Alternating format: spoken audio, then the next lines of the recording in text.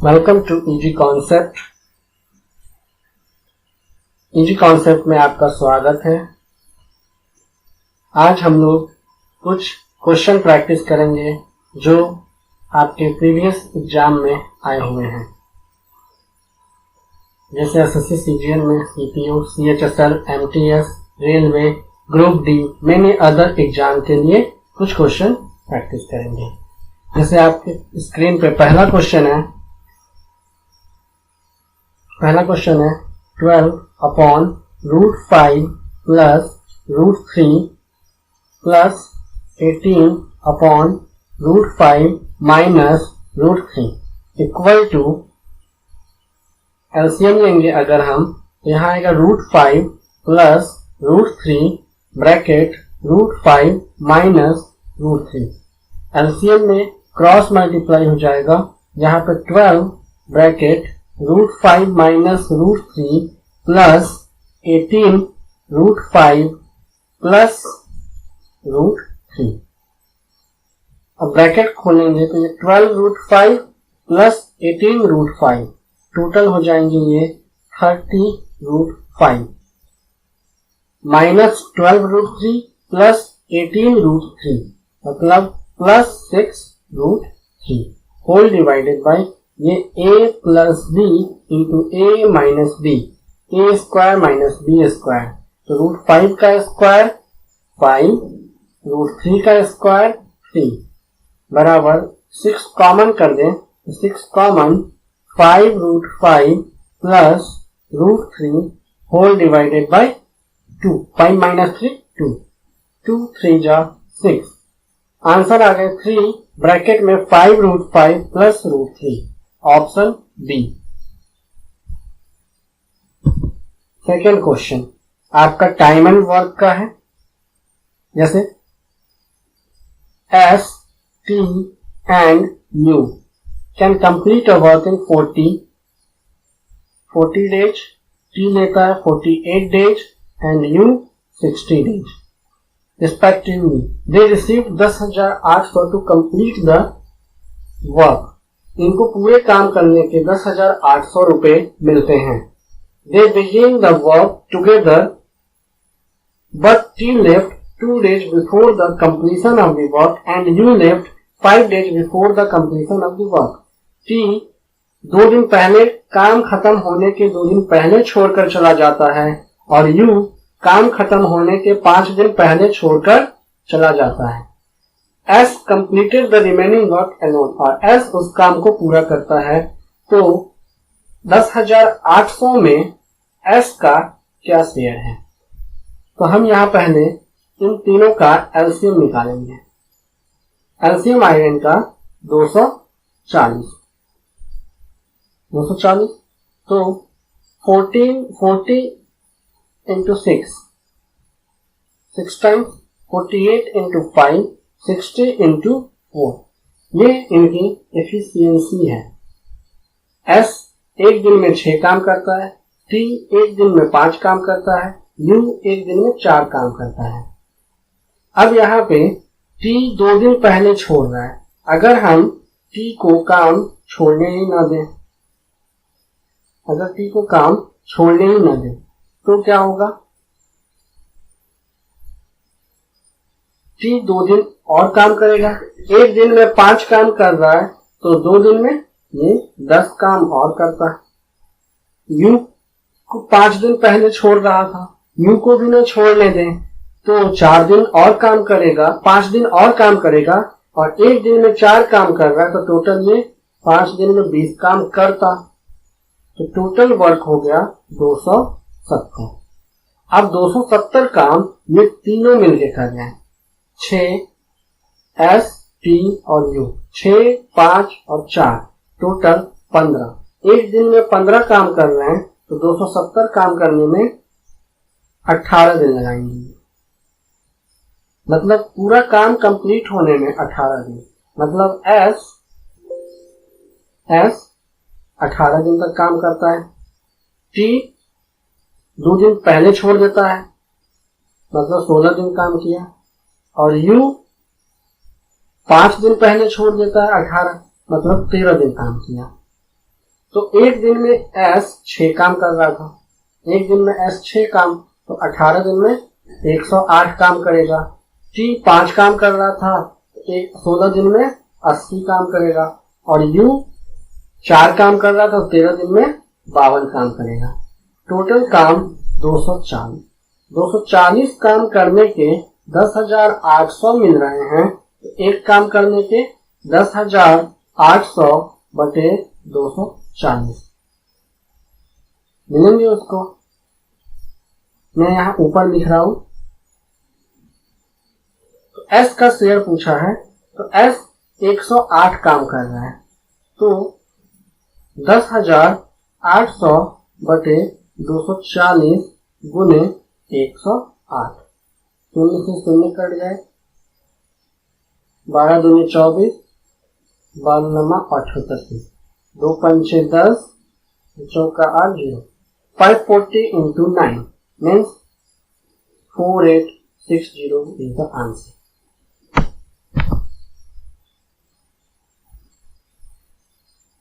एक किसान के पास ट्रेपीजियम समलंब आकार का जमीन है, जिसका साइड्स दिया हुआ है। जो छोटी sides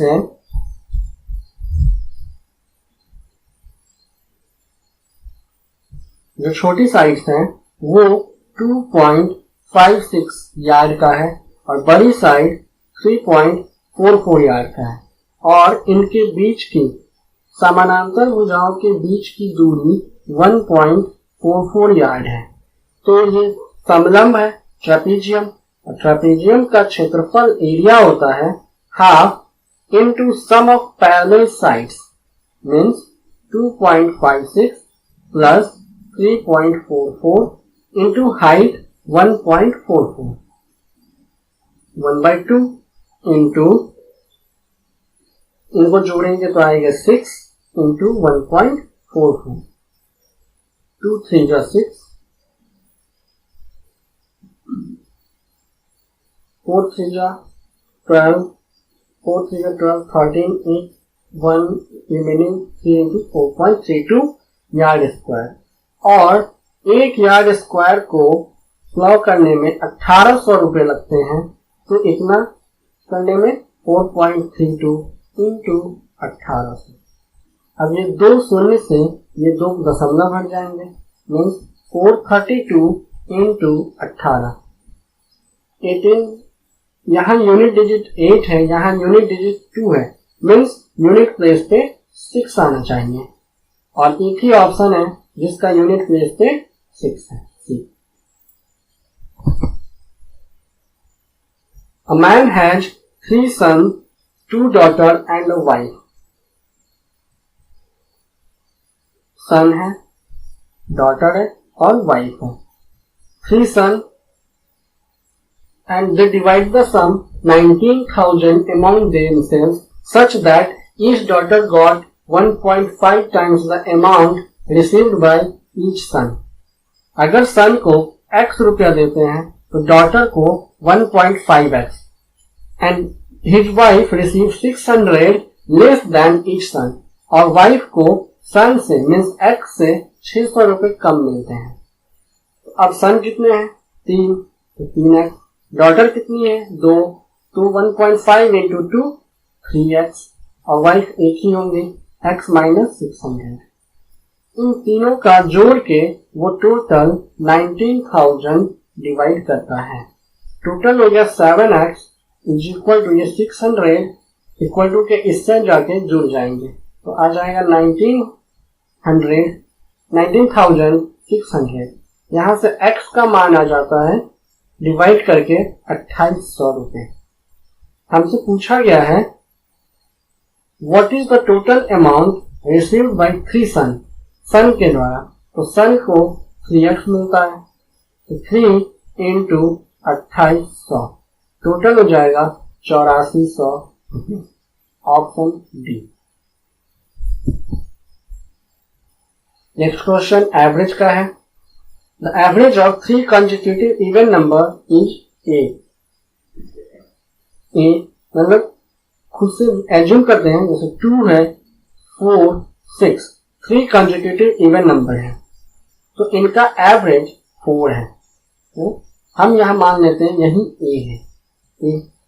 if next 5 even number are added, next 5 8 10 12 14 and 16, 5 add हो गए, 1 2 3 4 5।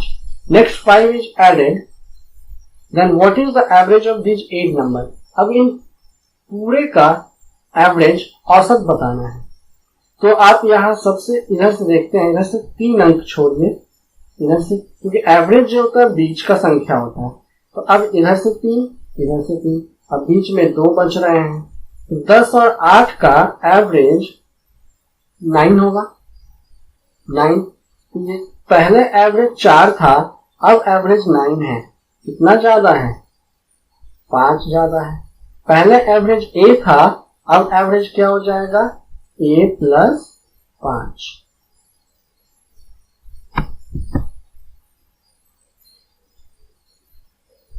ये है हमारे हाइट एंड डिस्टेंस का क्वेश्चन। हाइट एंड डिस्टेंस का है, a navy captain going away from a light house. ये लाइट हाउस है। ये at the speed of 4 bracket √3 - 1 metre पर second. He observed that it takes him 1 minute to change the angle of elevation of top of the lighthouse from 60 degree to 45 degree.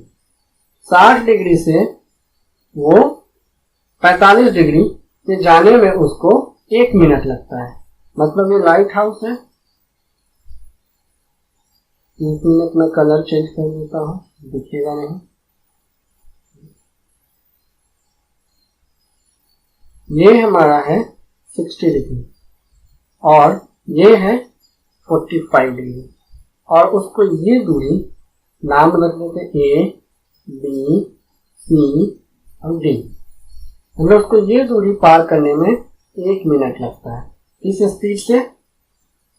तो अब distance क्या हो जाएगा? CD की लंबाई 4 bracket √3 - 1 into ये speed into time होता है 60 सेकेंड, इतना मीटर हो जाएगा।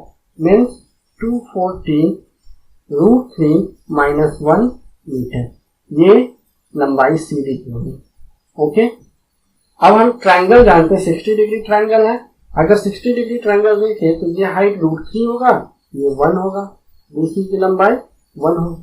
अगर हम 45 डिग्री ट्रायंगल देखते हैं तो ये 1 होगा और ये पूरा बेस भी 1 होगा। लेकिन ऐसा तो हो नहीं सकता है, क्योंकि ये भी हाइट लंबाई 1 हो और पूरी लंबाई भी 1 हो। तो यहाँ 1 यूनिट इक्वल टू √3, तो यहाँ भी 1 यूनिट इक्वल टू √3। मतलब पूरी लंबाई √3 हो गई और बीसी की लंबाई भी 1 है, तो रिमेनिंग लंबाई √3 - 1 यूनिट हो जाएगी।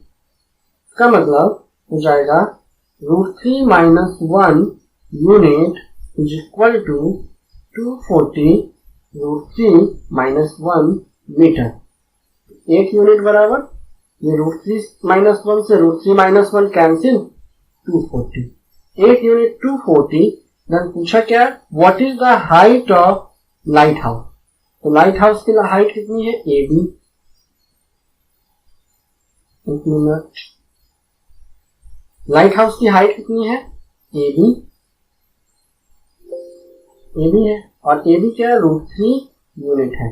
1 यूनिट का मान 240, तो √3 यूनिट का मान 240 √3 metre. Option 1।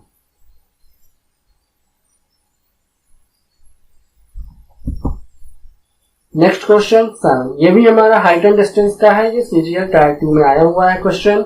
A man on the top of a tower, यहाँ पे एक कोई आदमी खड़ा है, स्टैंडिंग ऑन द सी शोर, find that the boat coming towards him take 10 minutes for the angle of depression to change from 30 degree to 60 degree.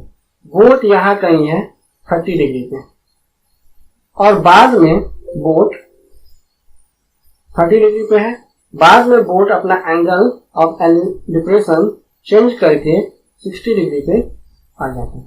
मतलब इतनी डिस्टेंस बोट ने ये दूरी कवर की, बोट ने कवर किया इतना दूरी। तो अगर 60 डिग्री का ट्रायंगल हमें पता है क्या होता है, √3 1, 30 डिग्री का ट्रायंगल 1 और ये पूरा बेस √3 1 यूनिट इक्वल टू √3, तो √3 equal to √3 into √3 equal to 3 unit. अगर ये 1 यूनिट है तो ये इतना 2 यूनिट है।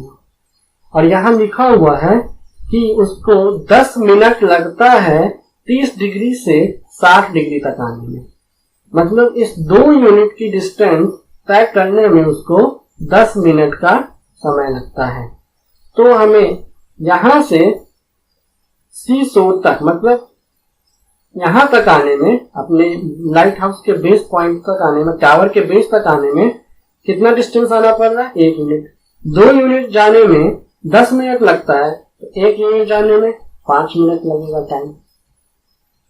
अगर पूछेगा क्वेश्चन कि यहां से यहां आने में कितना टाइम, तो 5 मिनट। लेकिन अगर पूछेगा कि 30 डिग्री इनिशियल पॉइंट से टोटल यहां तक आने में कुल समय, टोटल टाइम 10 मिनट यहां से यहां और 5 मिनट यहां से, टोटल 15 मिनट। तो यहाँ how soon the boat reach the shore, मतलब इस क्वेश्चन के हिसाब से बोट यहां से यहां तक आ चुका है, तो यहां से यहां तक सी शोर तक आने में उसको 5 मिनट लगेगा। A student was asked to find 5/16 of a number. 5/16 उसको निकालने को बोला गया। By mistake he found 5/6 of a number. लेकिन वो गलती से 5/6 निकाल दिया। His answer was 250 more than the correct answer. अब यहाँ फ्रैक्शन में 16 है, यहाँ फ्रैक्शन में 6 है, तो 16 और 6 का एलसीएम 96 होता है। 16 और 6 का एलसीएम 96, इस दोनों में 96 का मल्टीप्लाई कर देते हैं। 16 से 6 बार में, 6 से 16 बार में, 6 पंचे 30, 16 पंचे 80, मतलब उसका संख्या 30 आना चाहिए, लेकिन वो 80 ले आता है। कितना ज्यादा ले आया? 50 यूनिट ज्यादा ले आया। क्वेश्चन कह रहा है कि 250 ज्यादा लाया। 50 यूनिट 250, 1 यूनिट 5 के बराबर। तो पूछा find the number, number is 96, तो 96 यूनिट हो जाएगा 96 into 5, 480, number is 480। If 1 is added to denominator of a fraction, it becomes 1/2। मतलब कोई फ्रैक्शन है जैसे मान लेते x upon y। 1 is added to denominator, denominator मतलब होता है नीचे वाला, न्यूमरेटर होता है अंश ऊपर वाला। 1 is added to denominator, तो ये हमारा रिजल्ट आता है 1/2। अगर हम यहाँ पे क्रॉस मल्टीप्लाई करें तो 2x बराबर, यहाँ से अगर देखें तो आता है 2x बराबर y प्लस 1, एक इक्वेशन आ गया। If 1 is added to numerator, उसी फ्रैक्शन में x बटे y में अगर 1 ऊपर जोड़ दिया जाए तो रिजल्ट आता है 1। तो यहां से आपका आ गया y equal to cross multiply x plus 1। अब ये 2 इक्वेशन है, इन दोनों इक्वेशन को अब सॉल्व करके हमारा आंसर आ जाएगा।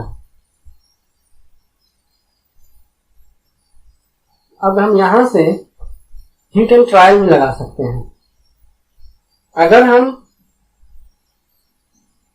हिट एंड ट्रायल में लगा सकते हैं, अगर नहीं लगाना है तो आप इक्वेशन भी सॉल्व कर सकते हैं, कोई दिक्कत नहीं है।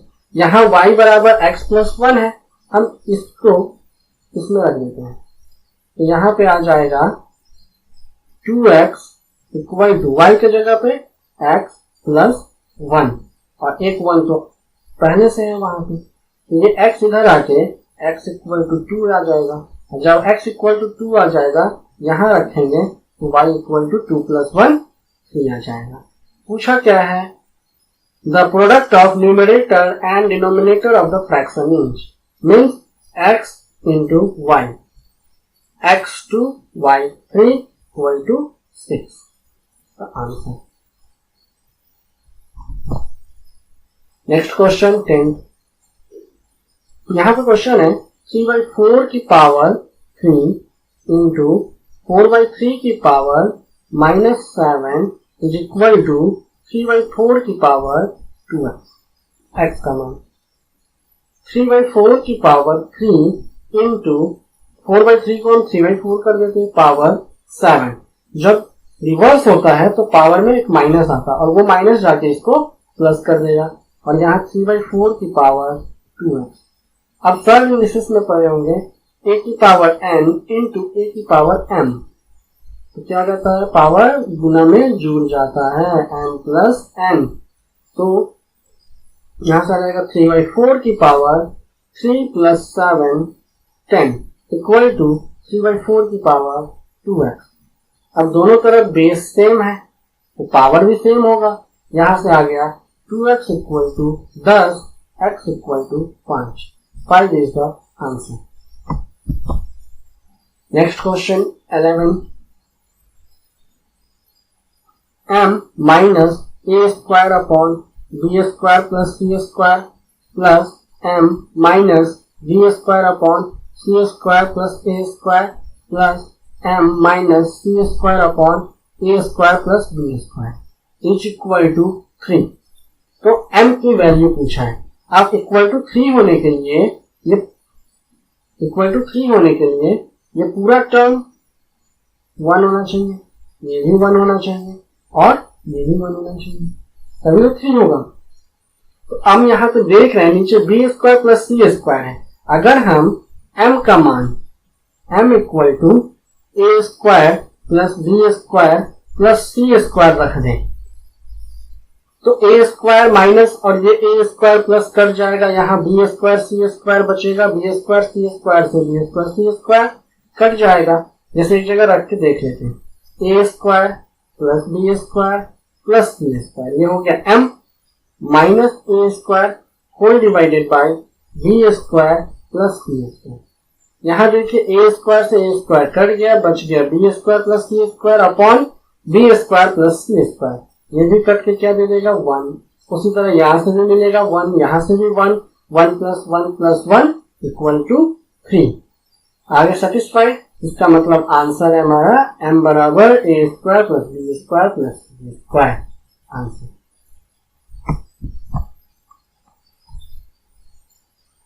Thank you.